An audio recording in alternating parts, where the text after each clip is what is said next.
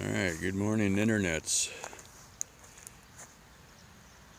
7:15 on Monday, June 13, 2022.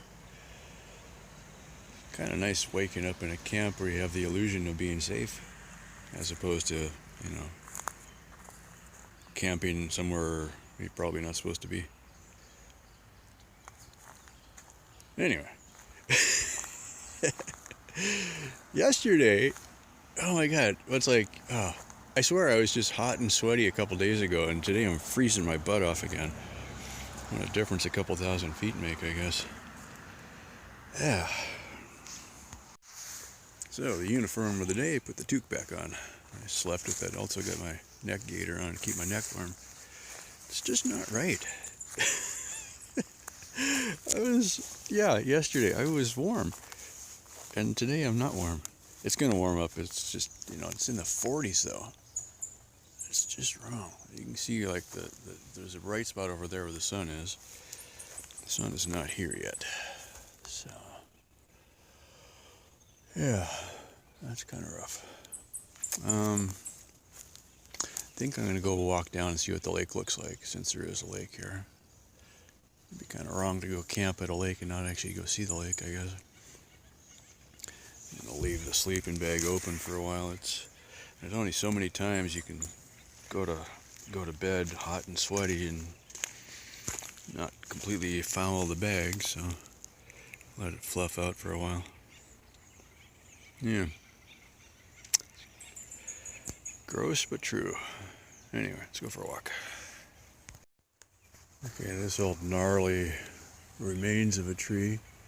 Bunch of holes pecked in it, most likely the woodpecker I've been hearing. And I'm going to assume somebody, every time they found a feather, they stuck it in the tree. Like that's, I can't imagine that's like naturally occurring, but that took some effort. They took some time doing that. It's kind of funny. That's huge though.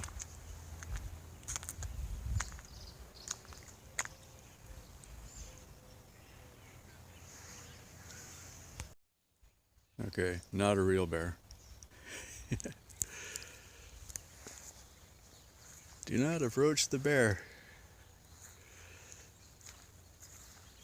Probably also not real.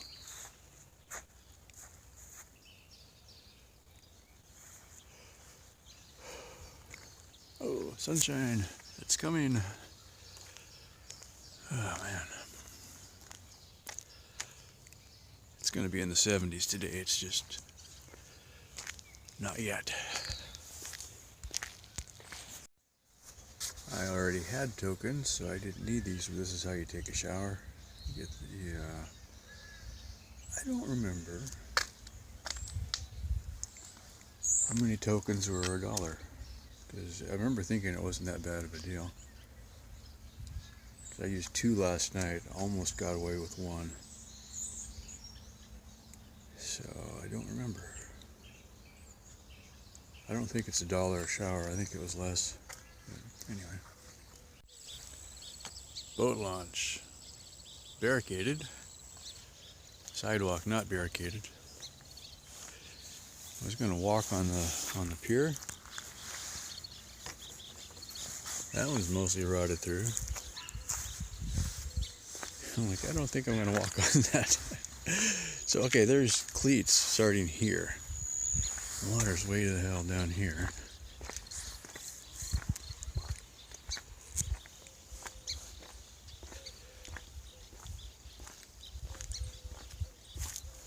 Okay, I couldn't see from back there. The ramp does keep going. I wonder how far it actually goes down though. Alright, a lake. Let's see if I can get a better shot.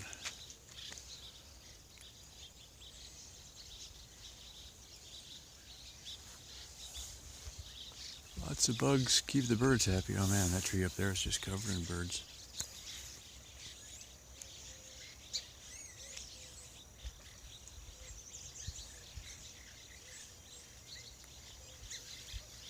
The reason I wanted to look down here is if 'Cause I have seen on the news some of the lakes, the ramp would end up here somewhere.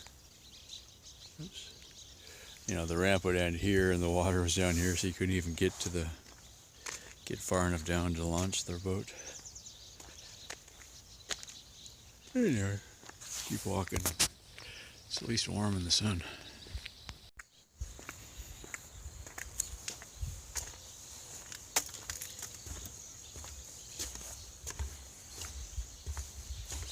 After seeing how rotten that pier looked, I'm going to be watching my step here. This looks to be in better condition.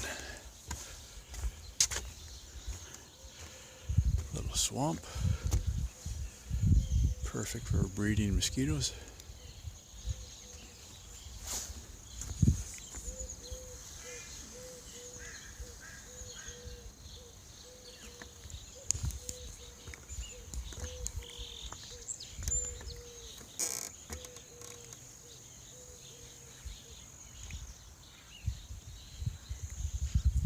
Oh yeah, looking out there, there's a shallow area.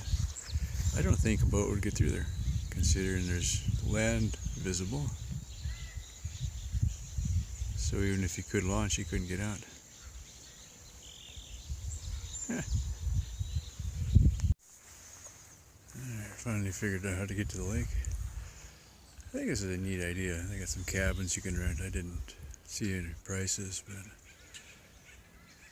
if you didn't want to deal with the tent.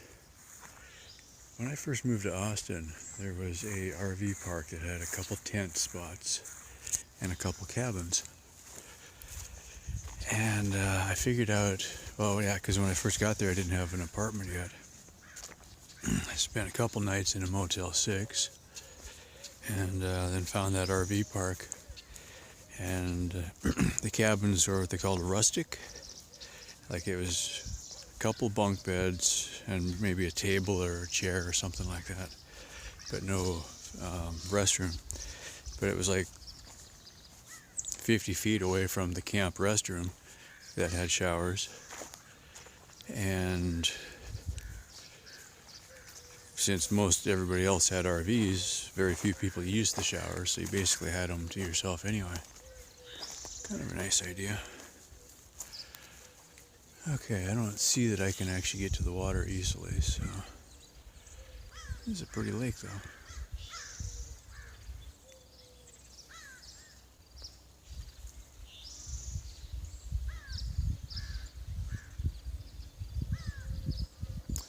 Alright, I'll head back.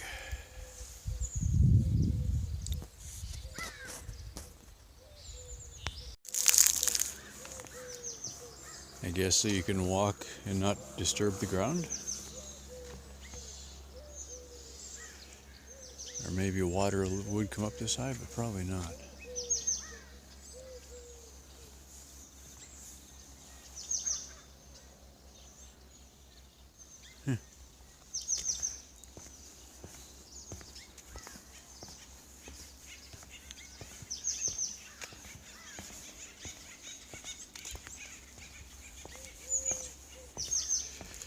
Let's go exploring.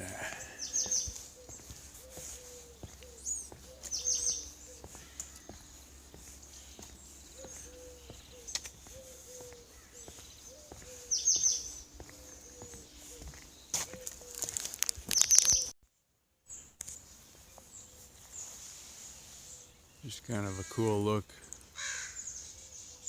I don't see anything specific, just the rocks and the moss and the trees.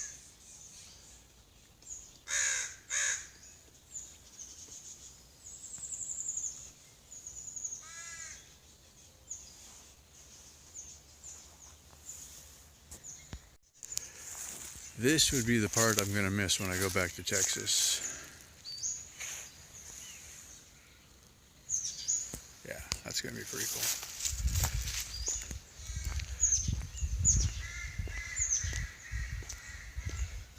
If I planted a tree now, it would probably not ever get this big. Not in my lifetime, not in 100 years. Texas doesn't grow trees, not like this. At least my part. So it's easier just to come visit trees once in a while.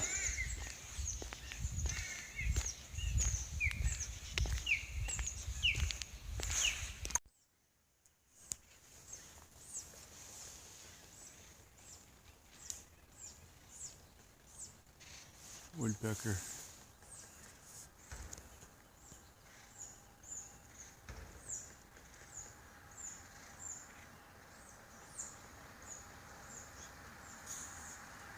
Alright, Monday, June 13, 2022. It's about 11 o'clock in the morning. I've got nearly a full charge now, so I did charge up to 48 off of the plug-in in the bathroom, but my solar charger is set to cut off at 53. I'm still kind of experimenting with that. Since they're used batteries, I don't want to push them too hard at full charge, but the solar brings them up slower, so I think that's okay. I don't know. Kind of make it up as we go. No fires yet, so I guess we're okay. Yeah. Yeah, anyway. So, yeah, they're up to 50 volts already, so that's pretty good. And we got really good sun, and it's 11 o'clock, so I'm not expecting too many hills today, I don't think. There's a Walmart about 20 miles from here in the direction I need to go, so I'll go there and stock up on tasty snacks again. Yeah, while I'm sitting here, well, I don't know if I was eating breakfast even, had a Cliff Bar and was working on some video and stuff. And a couple ladies come by and were checking out the bike and asking questions and stuff. So explained what I was doing, and a little while later they came back and they both had money. I was like, oh, okay, thank you very much. So I think it was 65 altogether. So that'll go right into snacks and camp fees, I guess. So thank you very much. Yeah.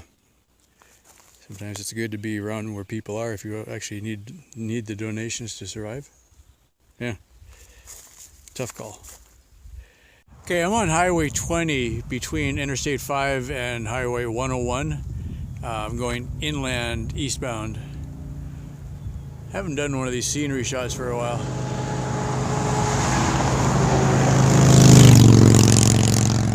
Just went up a pretty good hill and then down a really steep hill.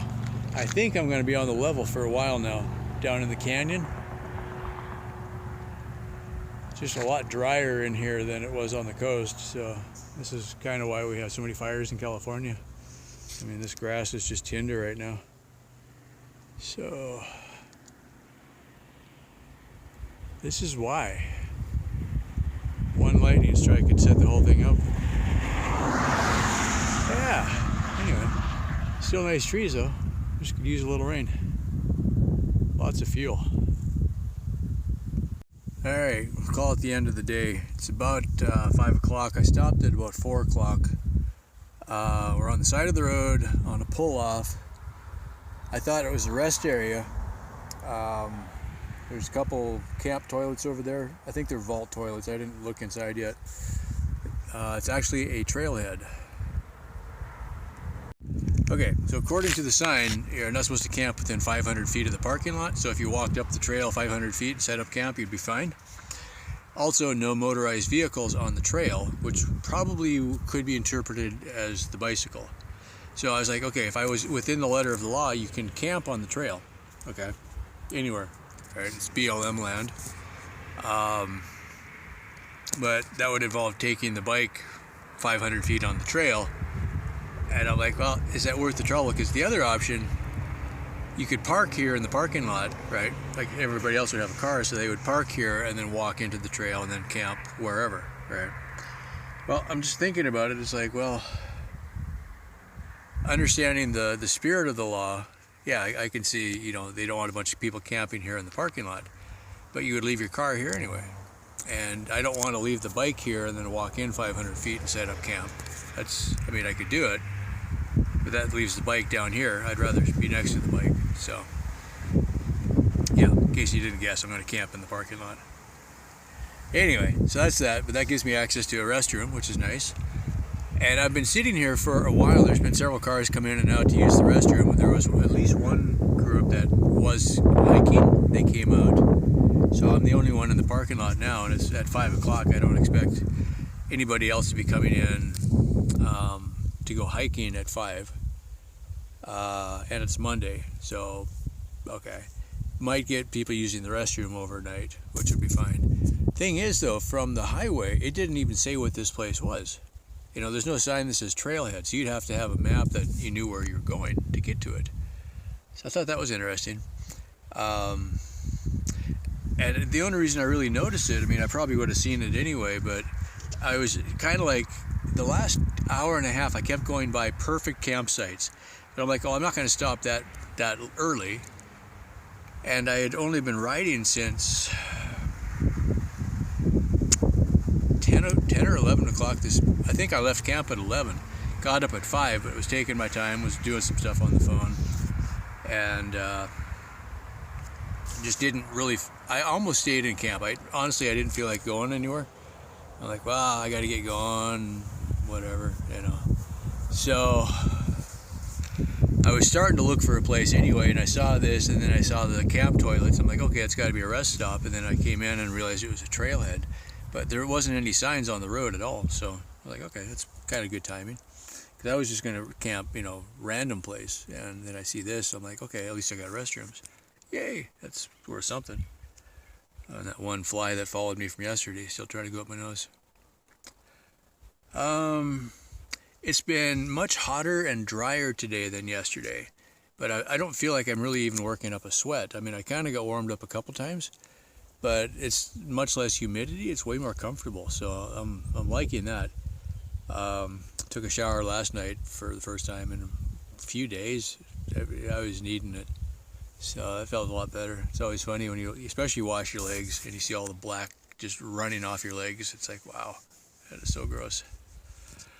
Anyway, so I think my plan for now, sun doesn't go down for another 3 hours. I got the bike sitting out charging, and I keep moving it to follow the sun a little bit, and we should have a pretty good charge by tonight. For tomorrow, what I'm kind of just looking at the map on the phone, and I'm putting in markers that I'm going to navigate towards. So I don't necessarily, it's kind of like when I was coming to California, and that seems like forever ago, I was navigating towards San Luis Obispo. I never actually went to the town, but it was just kind of a waypoint to get to where I wanted to go. So for now, what I'm looking at, I'm between, so like if you got the Pacific Coast, then the coast highways, Highway 1, and then Highway 101, and then I-5, and then 99, those all run south to north or north to south. Okay, so what I'm looking at is I'm between Highway 101 and I-5. I'm going to go past I-5 and then turn north on some of the secondary roads. I don't think I want to go necessarily on 99 either. I-5 and 99 are both 4-lane divided. The difference is I-5 is interstate. 99 actually has stoplights every now and then when you go through a town, so it doesn't bypass the towns, it just goes through the towns for the most part. I think though, if on some of the sections it looked like there was roads in between I-5 and 99 that would get me the same kind of place, and hopefully a little less traffic. Maybe they'll have a shoulder. That's the question, is a lot of these roads that I'm on don't have a shoulder, whereas if you get on the interstate, which sometimes you can legally ride on the interstate has a nice shoulder. Okay, so, and on a good day, if I had like, a day like today where I had lots of sun, I was cruising 15 miles an hour for a while there. It was going pretty good. But we're going through some kind of big hills, but not as bad as on the coast. That's the difference, is here you actually go up a big hill and then down the other side like you're going somewhere. On the coast, it seemed like you were going up and down, up and down, up and down the same hill. That's what it felt like. So, but yeah, I had 6%, 7% grade on a couple of the hills, 3 or 4 miles each, so it was a pretty good grind. But on a sunny day, compared to yesterday where I had all the clouds, I had plenty of power. I was cruising right along, so when I stopped, I still had 45 volts. Yesterday when I pulled into camp, I was about 39, 40 volts, so it makes a huge difference. So yeah, that's kind of the difference there. So what I'm looking at from here, the next town I'm looking at is Chino or Chico. I always get that confused. Anyway, so I'll put a map up on the end if I remember. So I'm looking at Chino or Chico, and then towards Redding, and then if you follow I-5 south or I-5 north, somewhere around Shasta is a town called Weed. It's not a very big town, but that's where Highway 97 starts. So when I was living in San Diego and going up to see my dad all the time, I'd drive up I-5, and then at Weed you'd take 97, and that's kind of a more or less a two-lane secondary road that goes all the way from the north side of California all the way through Oregon, all the way through Washington, and actually 97 continues all the way up into Canada. It's one of the few roads that the same number continues across. So Wenatchee is right on 97. So once I get on 97, I'll just stay on 97 for, you know, from the northern California all the way through Oregon and halfway through Washington. So that'll make it easy for navigating. And I know the road. I've been on there a bunch of times. So I figured out, you know, kind of basic distances between points. So from Chino to Redding to Weed, and then on 97 to Klamath Falls, then Bend. Then I just did a long leg up to Wenatchee. Roughly from where I'm at, it's about 700 miles. Yesterday and today I did about 40 miles in a day. So yesterday, even on a cloudy day, I still did 40 miles. Today was a sunny day, but I kind of had a short day because I left later, and I still did 40 miles. So I think conservatively I should be able to average a 40-mile day without trying too hard.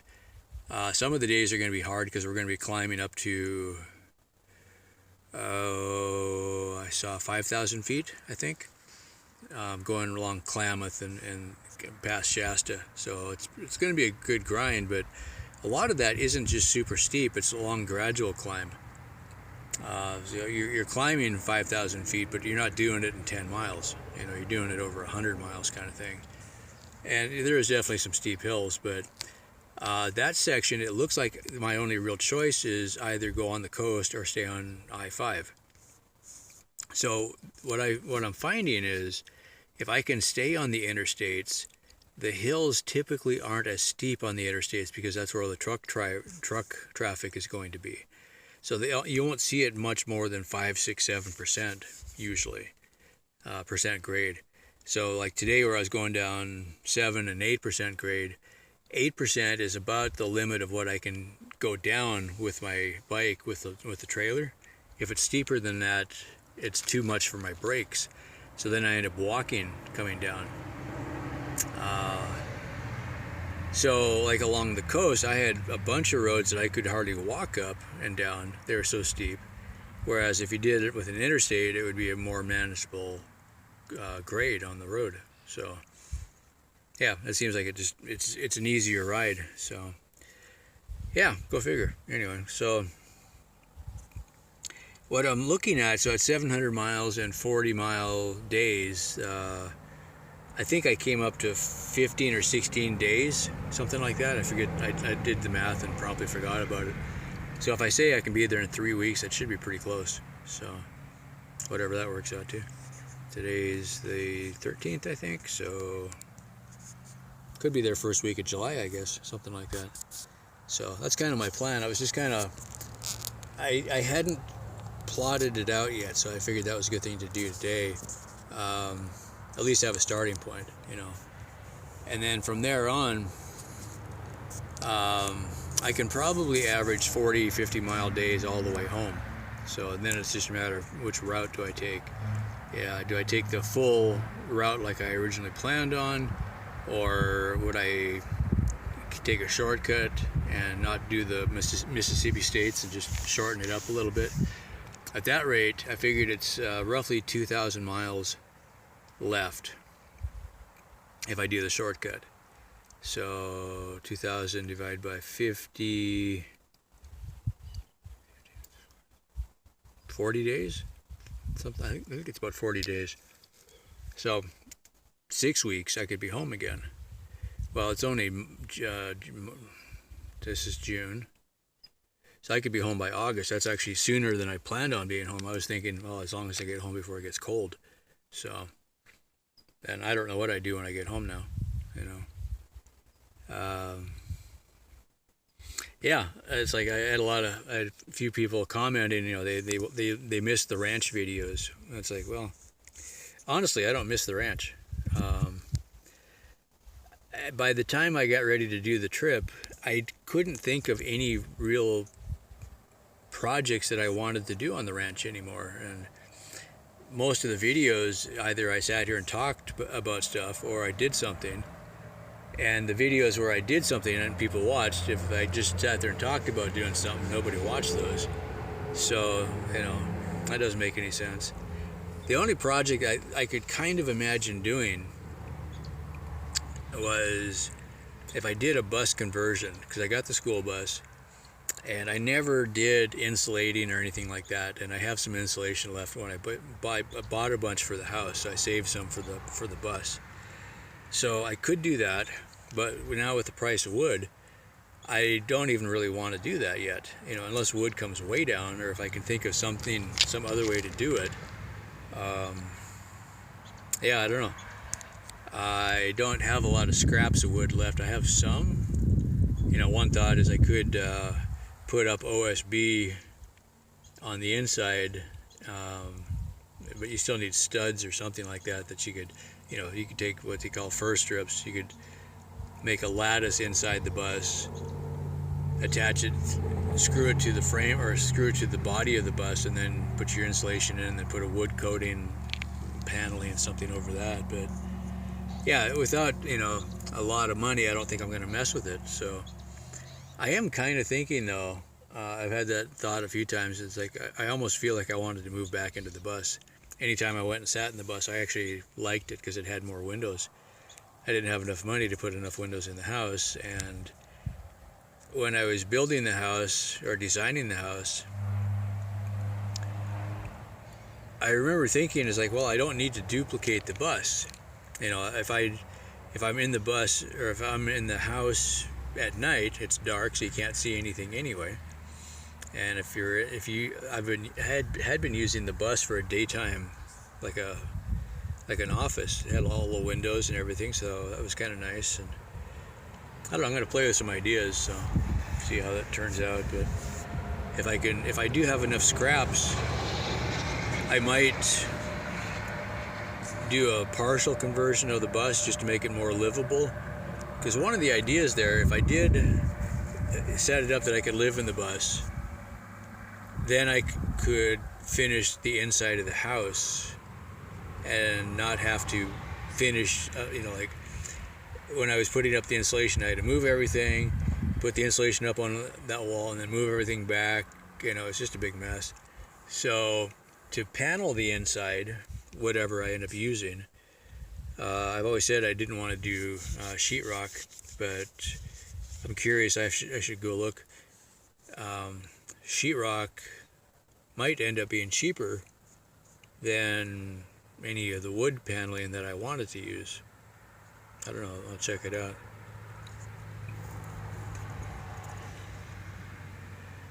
Yeah, I can't get excited about doing anything to the house, right? So we'll see.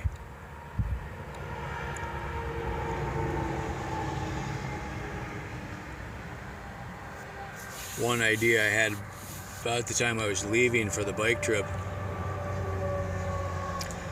what if, because when I sold part of the ranch, I still have 2 parcels left. The parcel that the house is on, and then another parcel that's kind of attached. And one of the ideas that I'd come up with was if I did the bus conversion and moved the bus onto the other parcel, then sell the house and the parcel that I was living on. The only reason I was thinking about that is if I ended up liking the trip on the road with the bike and everything, I may not spend very much time at home, and I could take the money from selling the land and maybe buy a little, like a van to do a van conversion on. So at that point, that would make sense. You know, I could sell the house that I don't want to live in very much. I'd still have the bus, put the bus on the other property. Now that I've been used to living on the road, I don't need near as much solar power as I used to. So I could keep a few panels and leave the rest of them with the house even, you know. Put the panels on the bus roof and we'd be done. Still wouldn't drive the bus. I mean, I'd have to put it together enough to move it one more time. But it would never be something I would drive. It only got 4 miles to the gallon.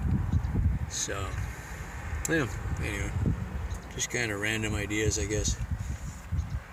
Anyway, that's it for now. As always, thanks for your support and thanks for watching the videos and your comments and questions. And stay tuned. Eventually, we'll get out of California. I can see the edge of it. It's getting close. Maybe a few more days. Can't wait. Bye for now.